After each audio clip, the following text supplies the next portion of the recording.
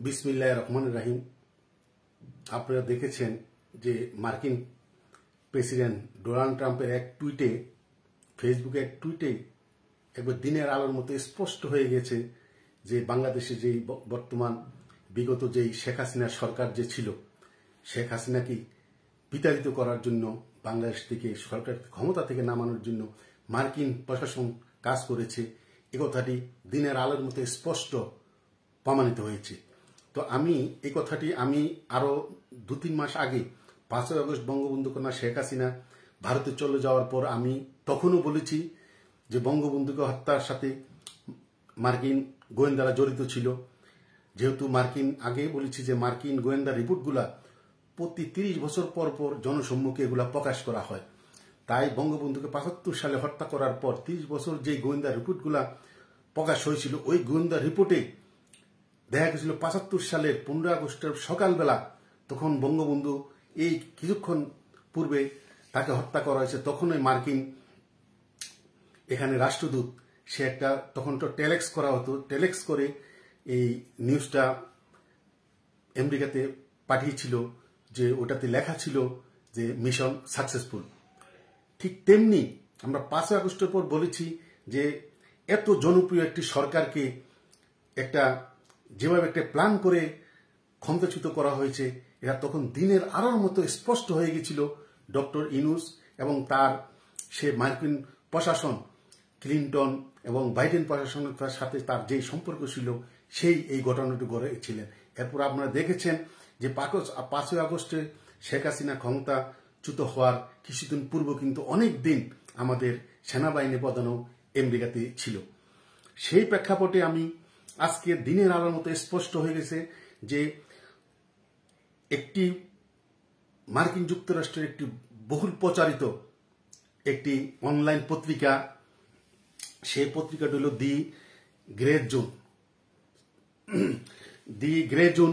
এই পত্রিকা মাধ্যমে একটা নিউজ করেছে যে মার্কিন যে গোয়েন্দা, মার্কিন যে ডিপ স্টেট, আমি আগেও এক ইয়েতে বলেছিলাম যে সরকারের ভিতর সরকার, মার্কিন সরকারের এই আমেরিকার যেই ডিপ স্টেট বলতে অনেকে হয়তো বুঝতে পারেন না ডিপ স্টেটটাকে। ডিপ স্টেট হলো সরকারের ভিতর সরকার। যেমন একটা সরকার বলতে সকল সংসদ সদস্য, মন্ত্রী, প্রশাসন সবাইকে নিয়ে একটা সরকার হয়, কিন্তু ডিপ স্টেট হলো যে এই সরকারের ভিতর সরকার। যে আমেরিকাতে এই প্রচলনটা আছে যে শুধু প্রেসিডেন্ট জানবে কোনো একটা বিশ্বে কোনো ঘটনা ঘটাতে গেলে শুধু প্রেসিডেন্ট জানবে, এবং তার ব্যক্তিগত গোয়েন্দা ছাড়া কোনো সংসদ সদস্য, কোনো মন্ত্রী, এমপি, প্রশাসনে কেউ জানবে না। এটা হলো সরকারের ভিতর সরকার। এটার ওই দেশে এটা প্রচলন আছে, এটা সব সরকারে এগুলা করে। যেমন ইরাক যুদ্ধ, বিভিন্ন কুয়েতে যে আমেরিকান সৈন্য পাঠান, এগুলা সাধারণত ডিপ স্টেটের কাজগুলাই। তারা বহির্বিশ্বে এই ধরনের কোনো সরকারকে, ওই দেশে সরকারকে বসাতে হলে বা সরকারকে পদচ্যুত করাতে হলে তারা এই ডিপ স্টেট এই কাজগুলা করে। তাই আমরা দিনের আলোর মতো স্পষ্ট হয়ে গেছে এখন যে মার্কিন যে স্টেট ডিপার্টমেন্টের সাবেক সিনিয়র কর্মকর্তা, তিনি মানবাধিকার কর্মী, তিনি মাইক বেন্স ওনার নাম। উনি পত্রিকার মধ্যে দি গ্রে জোন পত্রিকার মধ্যে তিনি তার সাক্ষাৎকারে তিনি স্পষ্ট বলেছেন যে মার্কিন প্রশাসন, ডিপ স্টেট এই বাংলাদেশের শেখ হাসিনা সরকারকে উৎখাত করার জন্য অনেক দিন, দীর্ঘদিন থেকে তারা পরিকল্পনা করে আসছে, এবং মার্কিন প্রশাসনেই, এই বাইডেন প্রশাসনে তা করিয়েছে। আপনারা দেখেছেন যে গতকাল সম্ভবত এই ডোনাল্ড ট্রাম্প তার ফেসবুকে আইডি থেকে একটা পোস্ট করেছে। এই পোস্টেই এই কথাগুলা তিনি উল্লেখ করেছেন যে বাংলাদেশের সরকার উৎখাতে বাইডেন প্রশাসন কাজ করেছে। তো আমি যে কথাটি বলবো যে এটা তো দিনের আলোর মতো স্পষ্ট হয়ে গেছে। আমরা আগেও বলেছি, আগেও বলেছি যে আপনারা দেখেছেন, সম্ভবত আমার সালটা মনে নাই, এই যে এখন যে নির্বাচন কমিশন গঠনের জন্য যাকে দায়িত্ব দেওয়া হয়েছিল, যে বদিউল আলম মজুমদার, তার বাড়িতে, তার মাহমুদপুরের বাড়িতে গত কয়েক বছর আগে শেখ হাসিনা যখন ক্ষমতায় ছিল, তার বাড়িতে কিন্তু মার্কিন তখন রাষ্ট্রদূত বার্নিকেট তার বাড়িতে রাত্রে গিয়েছিল।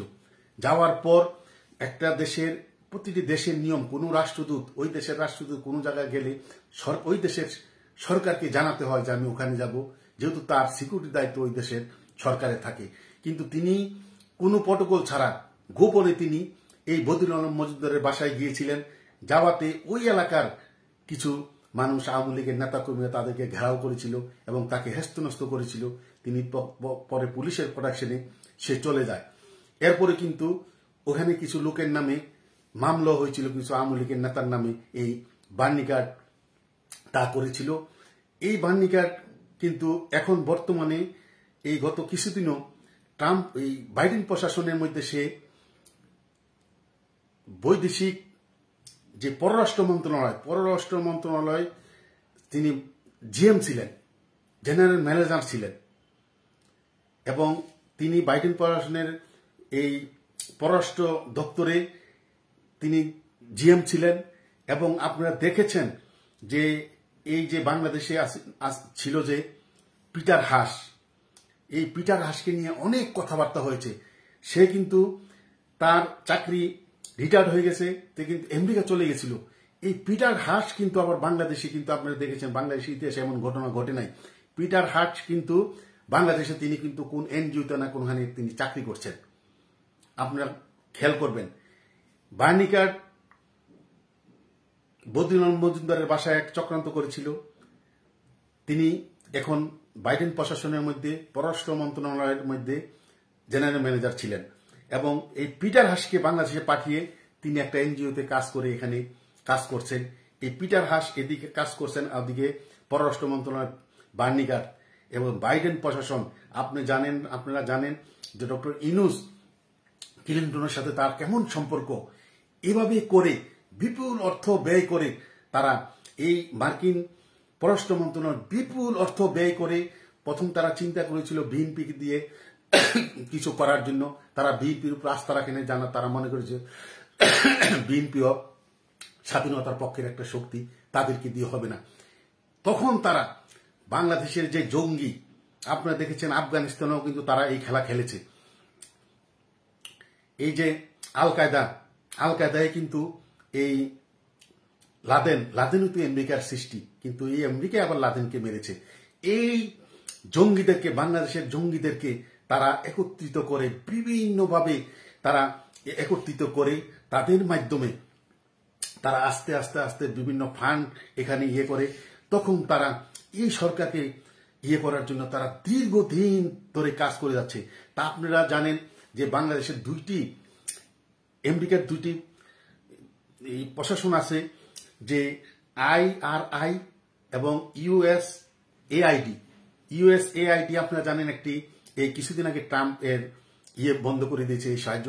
সারা বাংলাদেশে তারা হাজার হাজার কোটি টাকা প্রতি বছরে ব্যয় করে এই শিক্ষা খাতে, স্বাস্থ্য খাতে, এবং সবচেয়ে বেশি ব্যয় করে তারা রোহিঙ্গাদের জন্য। এই রোহিঙ্গারা কিন্তু এই USAID এর টাকা দিয়ে কিন্তু এই তারা চলতেছে, রোহিঙ্গারা কিন্তু রাজার হালাতে চলতেছে। তারা কি এই USAID এবং IRI এই দুইটি প্রতিষ্ঠানের মাধ্যমে তারা এই টাকাগুলা হাজার হাজার কোটি টাকা তারা এখানে ব্যয় করে এই জঙ্গিদেরকে, এবং বিভিন্ন কিছু বুদ্ধিজীবী আপনারা দেখবেন টকশোর মধ্যে এখন বুদ্ধিজীবী কিছু এমন ভাবে শেখ হাসিনার বিরুদ্ধে কথা বলবে, তারা খালি হলুদ সাংবাদিক, কিছু সাংবাদিক, আর এরা এই মধ্যে এই কিছু বুদ্ধিজীবী, কিছু সাংবাদিক, তারা দেখবেন এখন ফেসবুকের মধ্যে খালি ফ্যাসিস্ট শেখ হাসিনা হাজার কোটি টাকা নিয়ে গেছে, এই করেছে, আয়নাগর, এই খালি মিথ্যা দিয়ে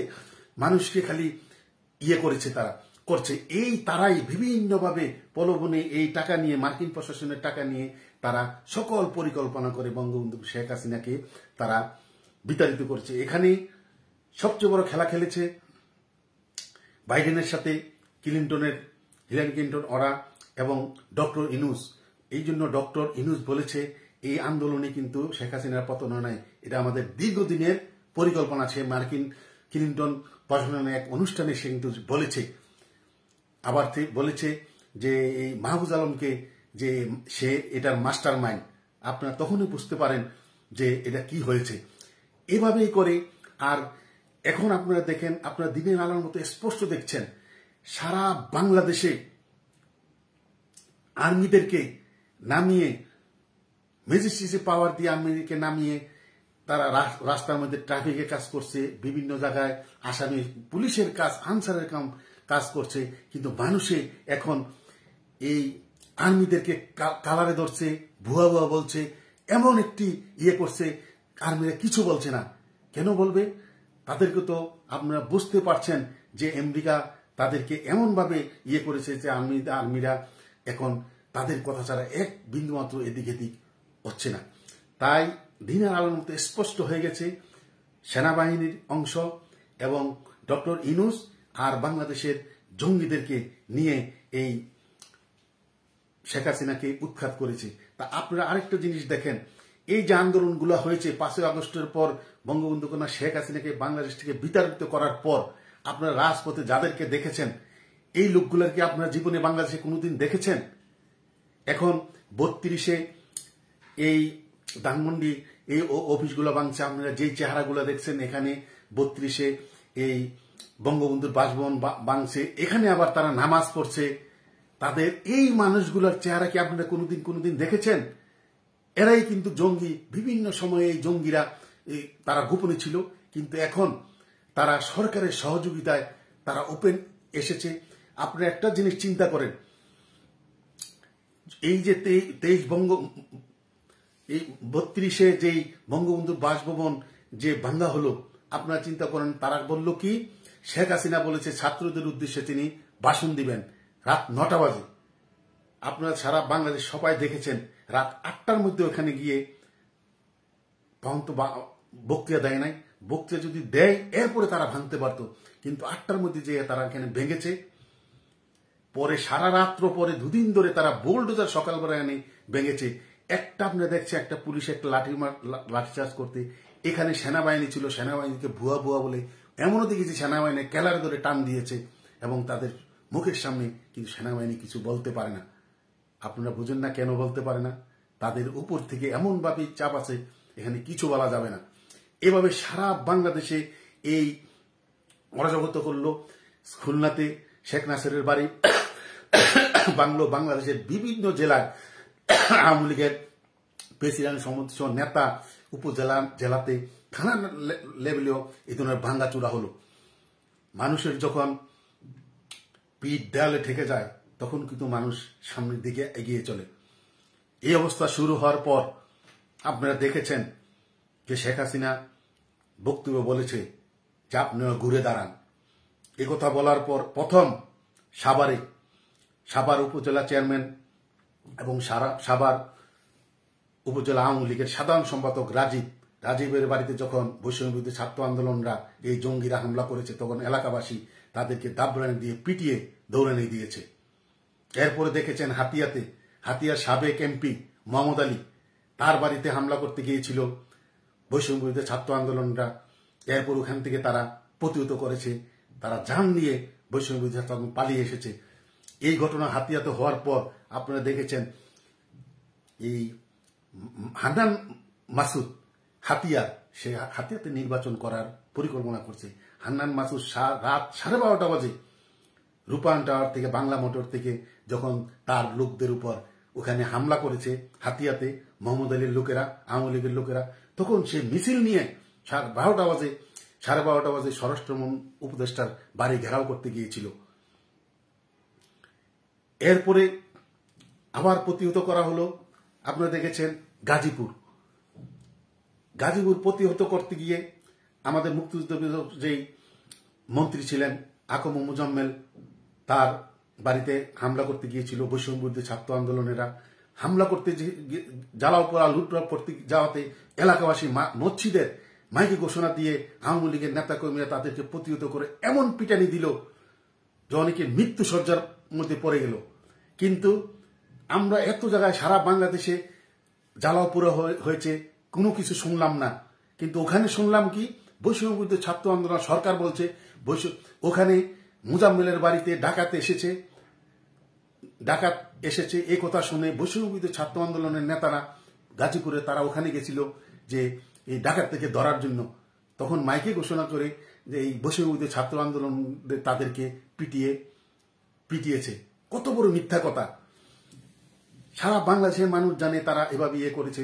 এই প্রতিহত করার পর আপনারা দেখেছেন যে পায়ের তলায় বৈষম্যবিরোধী ছাত্র আন্দোলনের নেতাদের পায়ের তলায় হাসনাত বলেন, হান্নান মাসুদ বলেন, সার্জিজ আলম বলেন, নাসির পাটোয়ারি বলেন, তার পায়ের তলায় মাটি নাই।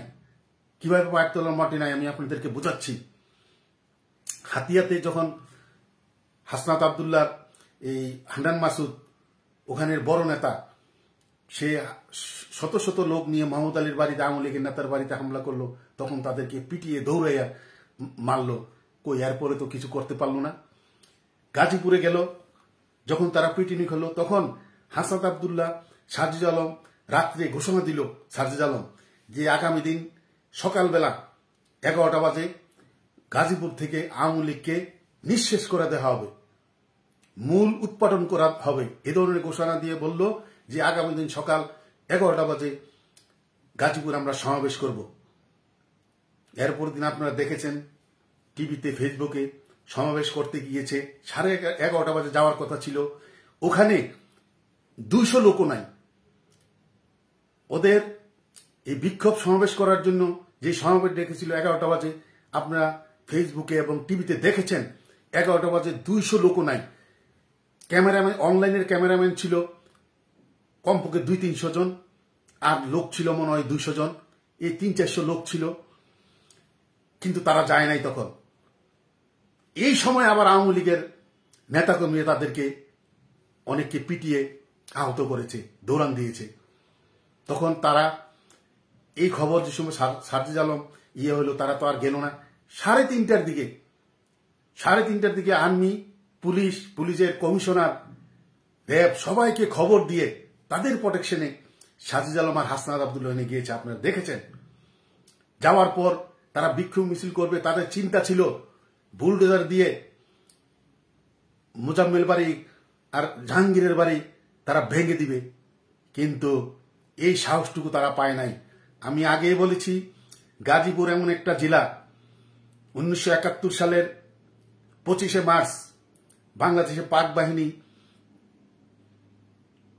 অপারেশন সার্চ লাইট ঘোষণা করে বাংলাদেশের মানুষের উপরে ঝাঁপিয়ে পড়েছিল রাতের অন্ধকারে। হাজার হাজার, লাখ লাখ, অধীনে হাজার হাজার লোককে হত্যা করেছে। সেই 25শে মার্চের আগে এই বাংলাদেশে প্রথম 25শে মার্চ পাক বাহিনী এই নেমেছিল অপারেশন সার্চ লাইট করার জন্য।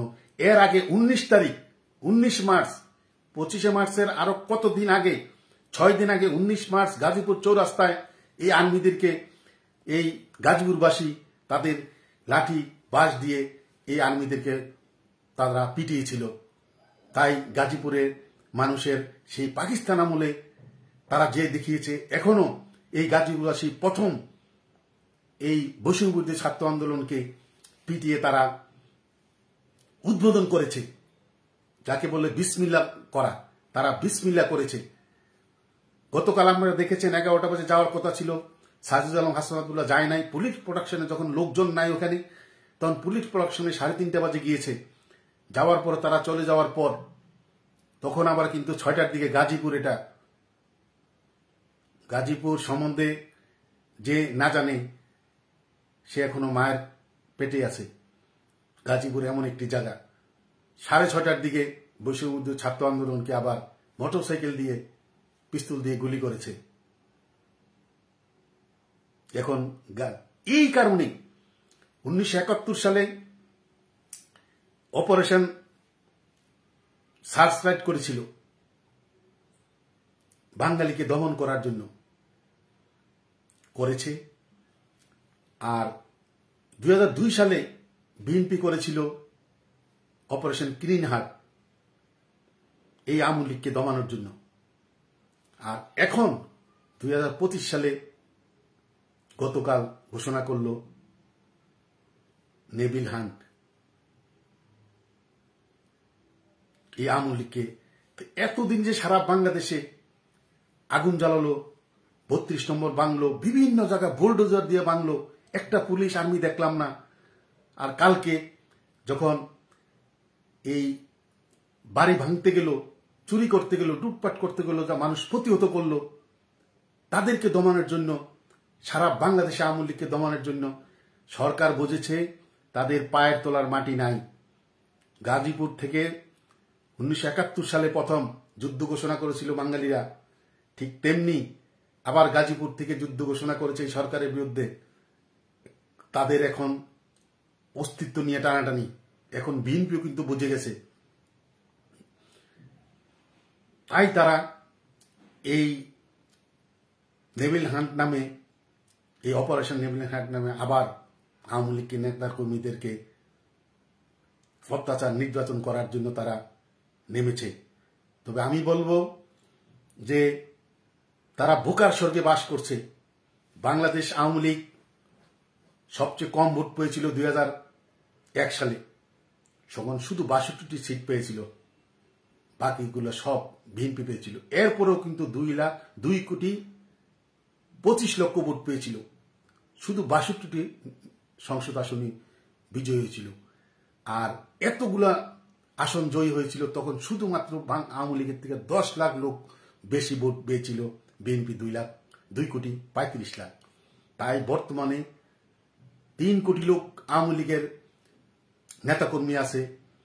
আপনারা কতজন? 10 লাখ লোকও তো আপনারা জেলখানার মধ্যে বাংলাদেশে জায়গা দিতে পারবেন না, 5 লাখ লোক জায়গা দিতে পারবেন না।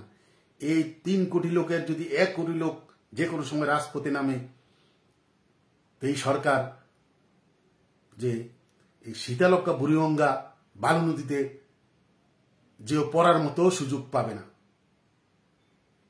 এমন একটি অবস্থা হবে। তাই এই যে এখন বর্তমান সরকার, তারা বুঝতে পারছে যে তাদের পায়ের তলার মাটি নাই। আর বিএনপি বুঝেছে দেশে একটা অস্থিতিশীল হচ্ছে, তারা এখন নির্বাচন হলে বিএনপি বিপুল ভোটে বিজয় হবে তা সত্যি, কিন্তু আওয়ামী লীগ বিরোধী দলে থাকবে। কিন্তু এই সরকার এখন চাচ্ছে, তারা নির্বাচন দিতে চাচ্ছে না। ডক্টর ইউনূস বলেছে, আপনারা দেখেছেন যে আগে বলেছে ডেট দিয়েছে নির্বাচনের, এই বছরের লাস্টে না আগামী বছরের জুনে। আর এখন বলছে ছাত্ররা একটা রাজনৈতিক দল করতে চায়, তারা করুক, সংস্কার হোক। এই ছাত্রদের সাথে এতদিন জামাত ইসলামও চেয়েছিল যে তাড়াতাড়ি নির্বাচনের জন্য রোডম্যাপ।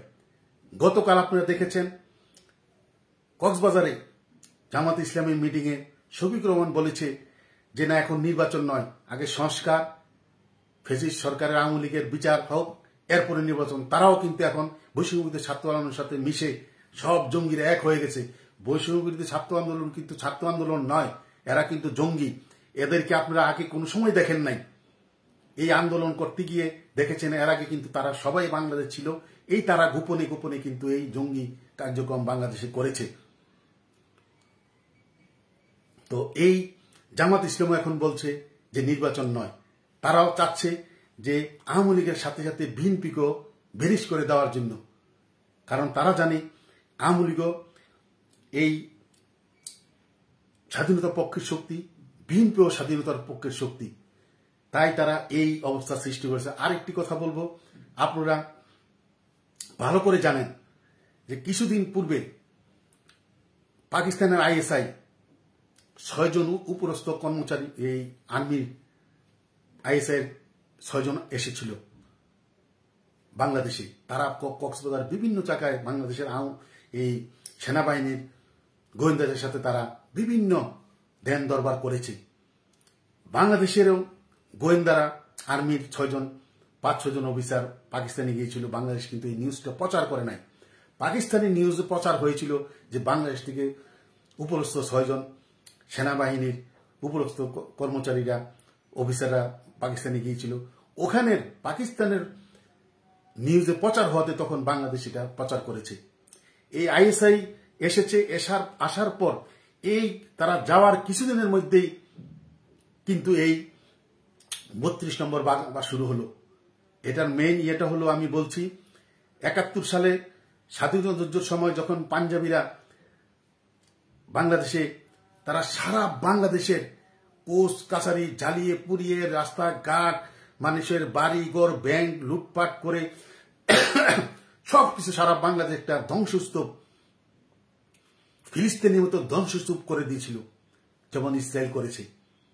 কিন্তু যেই বাড়ি থেকে স্বাধীনতার আন্দোলন হয়েছে 32 নম্বর ধানমন্ডি, তারা কিন্তু 32 নম্বর ধানমন্ডি একটা টোকা দেয় নাই, ওই সাহসটুকু তারা পায় নাই, তারা করে নাই। কিন্তু ওই কাজটি এই আইএসআই কিছুদিন আগে এসেছিল, তারা এই সরকারের সাথে পরামর্শ করে, আপনারা দেখেছেন প্রায় 2 দিন যাবৎ এই ভাঙ্গাচুরা করেছে, বুলডোজার দিয়ে ভেঙেছে। এটা তো দিনের আলোর মতো স্পষ্ট সরকার এটা করেছে। এই আইএসআই প্রেসক্রিপশনে তারা তাদের যেই ইয়েটা ছিল যে আমরা পাকিস্তান মনে করেছে, আমরা তো 71 সালে পারি নাই। এখন যেই বাড়ি থেকে 32 বাড়ি থেকে শেখ মুজিবুর রহমান আমাদের পাকিস্তানকে বাংলাদেশ রাষ্ট্র সৃষ্টি করেছে, সেই বাড়িটা আমরা ধূলিসাৎ করে দিয়ে ইতিহাস মুছে দিয়ে যাই। এই আইএসআই প্রেসক্রিপশনে বর্তমান সরকার বৈষম্যবিরোধী ছাত্র আন্দোলনকে দিয়ে এই কাজটি করেছে। তাই আবার বলবো, বাংলাদেশের জনগণ যে যেখান থেকে আমার কথা শুনছেন, আপনারা সবাই যে যেখানে থাকেন একথা মনে রাখবেন যে পিঠ দেওয়াল ঠেকে গেছে, এখন সামনে যাওয়া ছাড়া আর উপায় নাই। চলুন আমরা যে যেখান থেকে থাকি, আমরা আগামী দিনে এই স্বাধীনতা বিরোধী শক্তিকে যে যেখান থেকে পারি আমরা তাদেরকে প্রতিহত করব। দল থেকে যখনই আমাদেরকে ডাক দিবে তখনই আমরা রাজপথে নেমে যাব। তবে আমার একটা অনুরোধ, এমন কোনো অপকর্ম করবেন না যে অপকর্মতে সারা বাংলাদেশ আওয়ামী লীগের যে একটা গৌরব উজ্জ্বল ভূমিকা আছে, এই গৌরব উজ্জ্বল ভূমিকা যেমন নষ্ট না হয়।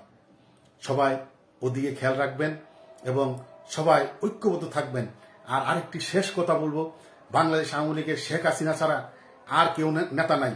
আপনারা দেখেছেন বিগত দিনে যারা পদবীধারী নেতা, সে যত বড় নেতা হোক, এমপি হোক মন্ত্রী হোক, তারা কিন্তু এই তৃণমূল কর্মীদেরকে ব্যবহার করে তারা কিন্তু আখের গুছিয়ে টাকার হাজার হাজার কোটি টাকা অনৈতিকভাবে কামিয়েছে এই কর্মীদের বুকে পাড়া দিয়ে। তাই আমাদের এখন কোনো নেতা নাই, নেতা একমাত্র বঙ্গবন্ধু কুমার শেখ হাসিনা। আর বঙ্গবন্ধু আমাদের আদর্শ, সে তখন শেখ হাসিনা ডাক দিবে তখন আমরা কোনো নেতা নাই, কে পদ আছে কার পদবী নাই, আমরা ওদিকে দেখবো না, আমরা সবাই ঝাঁপিয়ে পড়বো। এ বলে আমার কথা এখানে শেষ করছি। জয় বাংলা, জয় বঙ্গবন্ধু, জয় হোক বাংলার মেহনতি মানুষের।